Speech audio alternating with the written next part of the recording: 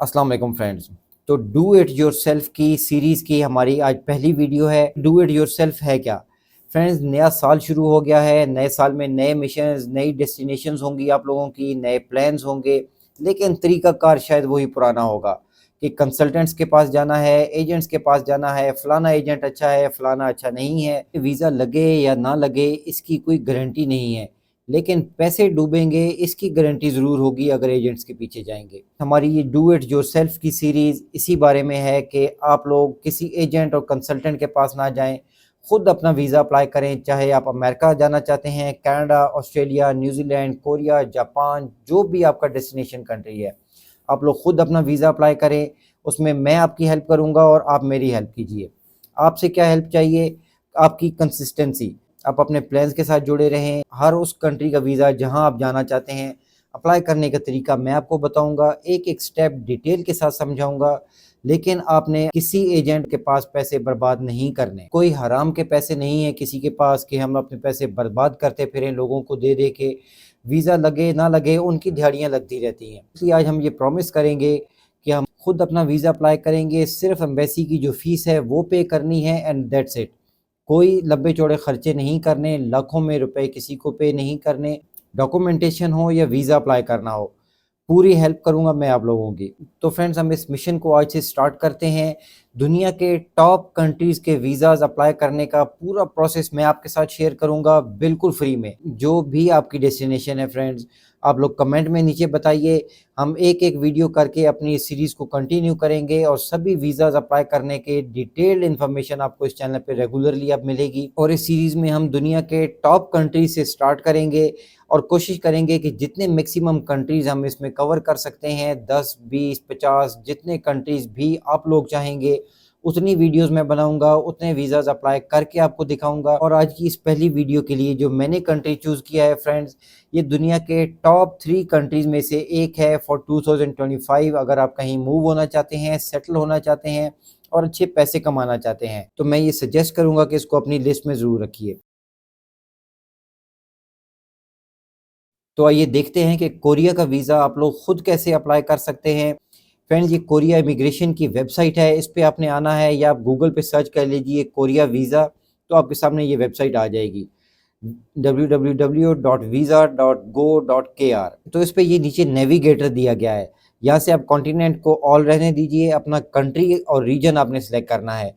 आप पाकिस्तान से हैं, इंडिया से, बांग्लादेश, नेपाल, जो भी आपका कंट्री है, प्रोसेस सबके लिए बिल्कुल सेम है। तो आपने वो अपना कंट्री सेलेक्ट करना है। मैं यहाँ पे पाकिस्तान कर देता हूँ। उसके बाद पर्पस ऑफ एंट्री आपने सेलेक्ट करना है शॉर्ट टर्म विजिट, और उसके बाद लेंथ ऑफ स्टे 90 डेज और लेस। ये करके आप वीज़ा नेविगेटर स्टार्ट कर देंगे तो आपके सामने एक ये वीज़ाज़ की कंप्लीट इन्फॉर्मेशन, कंप्लीट डिटेल्स आ रही हैं फ्रेंड्स। इसमें आपने सेलेक्ट करना है सबसे लास्ट में ऑर्डिनरी टूरिस्ट C39, जो कि टूरिस्ट वीज़ा की कैटेगरी है। C39 के लिए बहुत से लोग ये कहते फिरते हैं कि इनविटेशन होना बहुत ज़रूरी है। फ्रेंड्स, C39 वीज़ा लेने के लिए आपके पास इनविटेशन का होना बिल्कुल ज़रूरी नहीं है, और ये चीज़ एम्बेसी ने खुद कंफर्म की है। अगर आपके पास इनविटेशन है तो वेल एंड गुड, अगर नहीं है तो बिल्कुल आपने परेशान नहीं होना। इनफैक्ट इनविटेशन का ना होना आपके लिए एक पॉजिटिव चीज़ होगी अगर आप कोरिया में सेटलमेंट करना चाहते हैं, क्योंकि जो लोग C39 वीज़ा विद इनविटेशन लेते हैं उनके लिए कोरिया में सेटलमेंट मुश्किल हो जाती है, इतनी आसान नहीं रहती, क्योंकि उनके पास एक रेफरेंस होता है, एक ग्रांटर होता है कोरिया में जिसने उनको इनविटेशन दी है। अगर विदाउट इनविटेशन आप कोरिया का वीज़ा ले लेते हैं तो कोरिया पहुंच के आपके लिए आसानी होगी सेटल होने में। खैर, आगे चलते हैं। आपने ऑर्डिनरी टूरिस्ट C39 सेलेक्ट कर लेना है। ई फॉर्म वीज़ा एप्लीकेशन और डाउनलोड फॉर्म। तो आपने ई फॉर्म पे नहीं जाना, आपने डाउनलोड फॉर्म पे क्लिक कर देना है। तो ये कोरिया वीज़ा एप्लीकेशन का फॉर्म आ जाएगा। अब इस फॉर्म को कैसे फिल आउट करना है पहले ये ध्यान से देख लें, उसके बाद आगे इसका नेक्स्ट प्रोसेस भी बताऊंगा कि क्या क्या डॉक्यूमेंट्स लगा के आपने सबमिट कैसे करना होगा।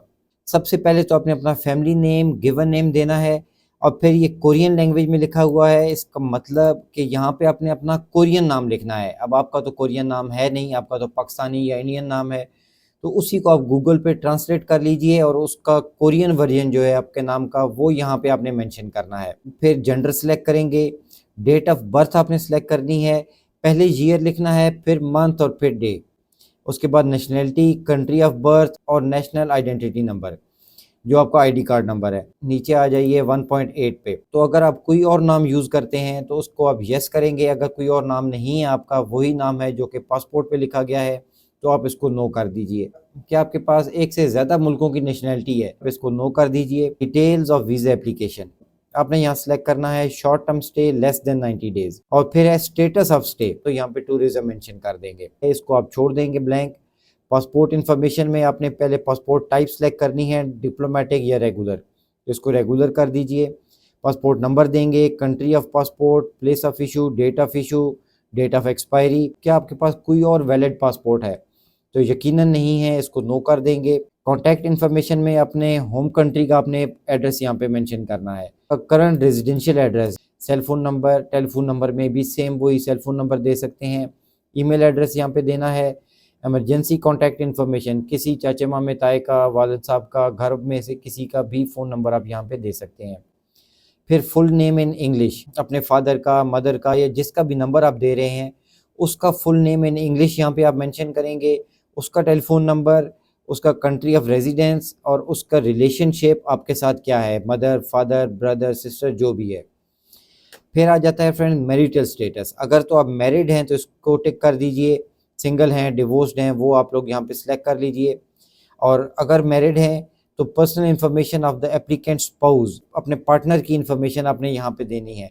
Family name, given name, date of birth, nationality, residential address भी देंगे और उनका कॉन्टैक्ट नंबर भी देंगे। क्या आपके कोई बच्चे हैं, येस नो यहाँ पे आप लोग सेलेक्ट करेंगे। एजुकेशन में आपने अपनी डिग्री सेलेक्ट करनी है, मास्टर्स डिग्री है, बैचलर्स डिग्री, या कोई डिप्लोमा है, या कोई और डिग्री है। यहाँ पे अदर भी करके आप कोई और डिग्री यहाँ पे मेंशन कर सकते हैं। और जो भी आपने फाइनल अपनी डिग्री बताई है, मास्टर्स, बैचलर्स या जो भी डिप्लोमा बताया है, वो किस स्कूल या इंस्टीट्यूट से किया, उसका नाम, उसकी लोकेशन, सिटी, प्रोविंस और कंट्री। जैसे अगर आपने लाहौर से किया है तो लाहौर, पंजाब, पाकिस्तान लिखेंगे। चंडीगढ़ से किया है तो चंडीगढ़, पंजाब, इंडिया लिखेंगे। फिर आती है फ्रेंड्स एम्प्लॉयमेंट की डिटेल्स। करंट पर्सनल सर्कमस्टेंसेज, आप एंटरप्रेन्योर हैं, सेल्फ एम्प्लॉयड हैं, एम्प्लॉयड हैं, सिविल सर्वेंट हैं, स्टूडेंट हैं, रिटायर्ड हैं, अनएम्प्लॉयड, और अकॉर्डिंगली आप अपनी नीचे इन्फॉर्मेशन देंगे। अगर सेल्फ एम्प्लॉयड हैं, अपना बिजनेस करते हैं, तो अपना कंपनी नेम देंगे। अगर आप एम्प्लॉयड हैं, जॉब करते हैं, तो उस कंपनी का नाम जहाँ पे आप जॉब करते हैं। जो आपकी पोजीशन है वो यहाँ पे मेंशन करेंगे। एड्रेस ऑफ द कंपनी और टेलीफोन नंबर, कंपनी का फ़ोन नंबर। अगर आप सेल्फ एम्प्लॉयड हैं, बिजनेसमैन हैं, तो फिर आप अपना फ़ोन नंबर भी यहाँ पे दे सकते हैं। और डिटेल्स ऑफ विजिट में आपने सबसे पहली ऑप्शन टूरिज्म ट्रांजिट, इसको सिलेक्ट कर लेना है। और फिर इंटेंडेड पीरियड ऑफ स्टे, कितने दिन के लिए वहाँ पे स्टे करना चाहते हैं कोरिया में, 10 दिन, 20 दिन, महीना। डेट ऑफ एंट्री कोरिया की सिलेक्ट करेंगे। Address in Korea including hotels, जो भी आपने होटल बुक किया है तो इसके लिए आपको एक कंफर्म होटल बुकिंग चाहिए, जो कि आप ऑनलाइन कर सकते हैं बिल्कुल फ्री में। तो अपने होटल का एड्रेस देना है यहाँ पे, और कॉन्टैक्ट नंबर इन कोरिया, तो उसी होटल का फ़ोन नंबर आप यहाँ पे मेंशन करेंगे। अगर आपने पहले कभी कोरिया पिछले 5 सालों में ट्रैवल किया है तो उसकी डिटेल्स आपने यहाँ पे देनी है। अगर नहीं किया तो सिंपली इसको नो कर दीजिए और इस चीज़ को आप खाली छोड़ दीजिए। और फिर नेक्स्ट है कि क्या आपने अपने होम कंट्री से बाहर कभी ट्रैवल किया है पिछले 5 सालों में। तो अगर आपके पास कोई ट्रैवल हिस्ट्री है तो उन कंट्रीज़ की डिटेल्स आपने यहाँ पे कंट्री नेम देना है, क्यों विज़िट किया था, टूरिस्ट थे या वर्क के लिए गए थे, यहाँ पे मेंशन करेंगे। किस डेट से किस डेट तक आप वहाँ पे रहे, वो सारा ड्यूरेशन और डिटेल्स आपने यहाँ पे डाल देनी है। Does the applicant have the family member in Korea, क्या आपका कोई फैमिली मेम्बर है, इसको आप लोग नो कर दीजिए। अगर है तो फिर यस करेंगे, उसकी डिटेल्स भी देंगे। फिर उससे इनविटेशन क्यों नहीं ली वो भी बताना पड़ेगा, तो इसलिए आप इसको नो कर दीजिए। और next, is the applicant travelling to Korea with any family member, अगर तो आप अकेले अप्लाई कर रहे हैं तो इसको नो कर दीजिए। अपने पार्टनर या बच्चों के साथ ट्रैवल कर रहे हैं तो यस करेंगे, और उनकी डिटेल्स भी यहाँ पे देंगे जिनके साथ आप ट्रैवल कर रहे हैं। डिटेल्स ऑफ इन्विटेशन, तो पहला क्वेश्चन ही है कि क्या आपको किसी ने इनवाइट किया है कोरिया से, तो इसको आप नो कर दीजिए, क्योंकि इनविटेशन लेके जाना कोरिया में मेरे ख्याल में कोई पॉजिटिव साइन नहीं होगा, क्योंकि सेटलमेंट बहुत मुश्किल से होगी कोरिया में। तो इसको आप नो कीजिए और विदाउट इनविटेशन अपना वीज़ा आप अप्लाई कीजिए। लेकिन अगर आपके पास इनविटेशन है तो ऑफ कोर्स इसको आपने यस करना है, और जिसने भी आपको इनवाइट किया है उसकी डिटेल्स, नाम, पता यहाँ पे आपने मेंशन करना होगा। अब है फंडिंग डिटेल्स, जो आपके पैसे हैं उसकी इन्फॉर्मेशन यहाँ पे देनी है कि कितने पैसे आपके पास होंगे इस ट्रैवल के लिए। यूएस डॉलर में आपने मेंशन करने हैं, एटलीस्ट 2 से 3 हज़ार डॉलर आपने ज़रूर लिखने हैं और इतने पैसे आपके अकाउंट में भी होना चाहिए। 2 से 3 हज़ार डॉलर अगर हैं तो ये वीज़ा आप अप्लाई कीजिए। आपके इस ट्रैवल के लिए कौन पे कर रहा है, तो यहाँ पे अपना नाम देंगे, अपनी इन्फॉर्मेशन दे देंगे, असिस्टेंस विद दिस फॉर्म। अगर तो आपने किसी की हेल्प ली है ये फॉर्म फिल करने में, उसकी यहाँ पे इन्फॉर्मेशन देनी है, नहीं तो इसको नो करके आप लोग एम्प्टी छोड़ दीजिए। और दैट्स इट फ्रेंड्स, आपकी वीज़ा एप्लीकेशन यहाँ पे कंप्लीट हो जाती है। तो इसको आपने प्रिंट आउट करके यहाँ पे आपने डेट मेंशन करनी है, एप्लीकेंट नेम अपना यहाँ पे लिखना है और यहाँ पे आप अपने सिग्नेचर करेंगे। तो ये वीज़ा एप्लीकेशन फॉर्म आपका फ्रेंड्स कंप्लीट हो गया। इसके बाद नेक्स्ट स्टेप आता है इसको अप्लाई करने के लिए। एप्लीकेशन के लिए आपने इसके साथ क्या क्या डॉक्यूमेंट्स लगाने हैं। सबसे पहला तो है फ्रेंड्स एक कवर लेटर। आपका कवर लेटर आपने खुद बना लीजिए तो बहुत अच्छा है। उसके लिए सैंपल अगर चाहिए तो वो मैं डिस्क्रिप्शन में दे दूंगा, फ्री में आप सैंपल डाउनलोड कर लीजिए और सेम उसी फॉर्मेट में आप अपना कवर लेटर तैयार कर लें इस कोरिया के वीज़ा के लिए। एक चीज़ फ्रेंड्स मैं आपको बताना भूल गया, वो है आपका फ़ोटोग्राफ। फॉर्म के पहले पेज पे आपने अपना फ़ोटोग्राफ लगाना होता है और वो भी आपने पेस्ट करना है, वो आपने स्टेपल नहीं करना, यहाँ पे ग्लू से पेस्ट करना है अपना फ़ोटोग्राफ। तो हम डॉक्यूमेंट्स की बात कर रहे थे। सबसे पहले तो है कवर लेटर और उसके बाद है आपकी bank statement for last 6 month. अगर आप बिजनेसमैन हैं तो आपको 2 साल की टैक्स रिटर्न्स भी चाहिए होंगी और आपका NTN certificate, chamber of commerce का सर्टिफिकेट भी साथ में लगाना है।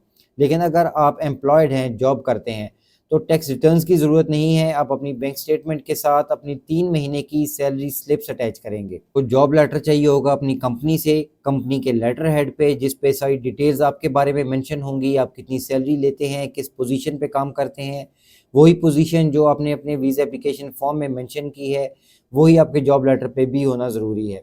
और सैलरी भी आपके जॉब लेटर पे इतनी लिखी होनी चाहिए जो कि आप प्रूव कर सकें अपनी बैंक स्टेटमेंट से। एक एयर टिकट रिजर्वेशन लगानी है, जो आपकी इंटेंडेड डेट ऑफ ट्रैवल है, जिस दिन आप कोरिया पहुंचते हैं, जो आपने फॉर्म में डेट लिखी है उसके अकॉर्डिंगली आपके टिकट से भी डेट शो होनी चाहिए। ये टिकट आपने परचेज बिल्कुल नहीं करना, खरीदेंगे तब जिस दिन आपका वीज़ा लग जाएगा। कंफर्म होटल बुकिंग आपको चाहिए, ये भी बिल्कुल फ्री में हो जाती है, कोई आपके इसके ऊपर पैसे खर्च नहीं होते। और फिर है आपका एफआरसी फैमिली रजिस्ट्रेशन सर्टिफिकेट, जो कि नादरा से आपको मिल जाता है, और आपके पासपोर्ट की कॉपी और आपकी ट्रैवल हिस्ट्री की कॉपी। मींस जो भी आपने पहले वीज़ाज़ ले रखे हैं, आपके पासपोर्ट पे वीज़ाज़ लगे हुए हैं, उनकी फ़ोटोकॉपी आपने कर लेनी है। और जितनी एग्ज़िट और एंट्री की स्टैंप्स लगी हुई हैं आपके पासपोर्ट पे, उनकी भी एक फ़ोटोकॉपी आपने बना लेनी है और वो भी अपनी वीज़ा एप्लीकेशन में आप साथ अटैच करेंगे अपनी फ़ाइल में। तो फ्रेंड्स, ये एप्लीकेशन आपकी कंप्लीट हो जाती है। अब डॉक्यूमेंट सुन के आपने घबरा नहीं जाना कि ये डॉक्यूमेंट्स तो हमसे पूरे नहीं हो सकते।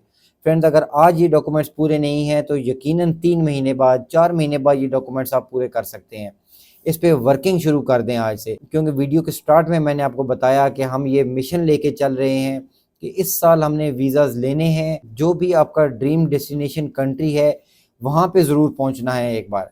अल्लामा इकबाल का यहाँ पे एक शेर है जो हमने किताबों में तो बहुत पढ़ा है, लेकिन उसका मतलब आप समझ लें, पैवस्ता रहे शजर से उम्मीदें बहार रख। आप अपने प्लान्स के साथ जुड़े रहेंगे तो ज़रूर कामयाबी भी मिलेगी आपको एक दिन। तो इस साल वीज़ा लेंगे और लेके दिखाएंगे। अब ये सारे डॉक्यूमेंट्स लेके आपने जाना है कोरियन एम्बेसी में। पाकिस्तान में इस्लामाबाद डिप्लोमेटिक इनक्लेव में कोरियन एम्बेसी है, इंडिया में दिल्ली में है, मुंबई में इनका शायद कॉन्सुलेट भी है, कराची में रहते हैं तो वहाँ पे भी कॉन्सुलेट है। तो जो भी आपकी नियरेस्ट कॉन्सुलेट या एम्बेसी है वहाँ पे आपने जाना है विदाउट अपॉइंटमेंट। साउथ कोरिया के वीज़ा के लिए कोई अपॉइंटमेंट नहीं होती। पाकिस्तानी रुपीज़ में 12,000 रुपये इसकी फ़ीस है आजकल। वहाँ पे आपने कैश 12,000 ही पे करने हैं, अपनी फ़ाइल सबमिट करवानी है, तो वो आपको एक छोटी सी स्लिप बना के दे देंगे। उसके बाद फ्रेंड्स, नेक्स्ट स्टेप क्या होगा? वैसे तो इसका प्रोसेस टाइम तकरीबन 2 वीक्स का है, 13-14 दिन 15 दिन में इसका जवाब आता है और एम्बेसी जाने से पहले ही आपको घर बैठे इसका जवाब पता चल जाएगा। वो कैसे? आपने इसी वेबसाइट पे वापस आ जाना है, visa.go.kr। चेक एप्लीकेशन स्टेटस की एक ऑप्शन आ रही है, ऑनलाइन चेक कर सकते हैं कि आपका वीज़ा प्रोसेस में जा चुका है, आपके वीज़ा पे डिसीजन हो चुका है, क्या वीज़ा अप्रूव हुआ है, रिजेक्ट हुआ है, वो आप ऑनलाइन ही चेक कर सकते हैं। जिस दिन आप जमा करा के आएंगे 24 घंटे के बाद आप चेक करना शुरू कर दें। यहाँ पे आपने डिप्लोमेटिक ऑफिस सेलेक्ट करना है क्योंकि आपने एम्बेसी या कॉन्सुलेट में जमा कराया है वीज़ा। यहाँ पे आप अपना पासपोर्ट नंबर मेंशन करेंगे, अपना नाम इंग्लिश में मेंशन करेंगे और डेट ऑफ बर्थ यहाँ पे अपनी सेलेक्ट करेंगे। सर्च करेंगे तो आपको वीज़ा का रिज़ल्ट शो कर देगा कि आपका वीज़ा प्रोसेस में है या अप्रूव हो गया है। जो भी स्टेटस है वो ऑनलाइन आपको शो कर देगा और कुछ ही डेज़ में आपको एम्बेसी से कॉल या मैसेज भी आ जाएगा कि आप आके अपना पासपोर्ट कलेक्ट कर लें। तो फ्रेंड्स, ये पहला कंट्री तो मैंने कोरिया खुद से सिलेक्ट कर लिया। अब नेक्स्ट आप लोग कमेंट्स में ज़रूर बताएं कि किस कंट्री का वीज़ा आप लोग अप्लाई करना चाहते हैं। जो भी आपके इंटरेस्ट के कंट्रीज़ हैं आप लोग कमेंट्स में ज़रूर मेंशन कीजिए।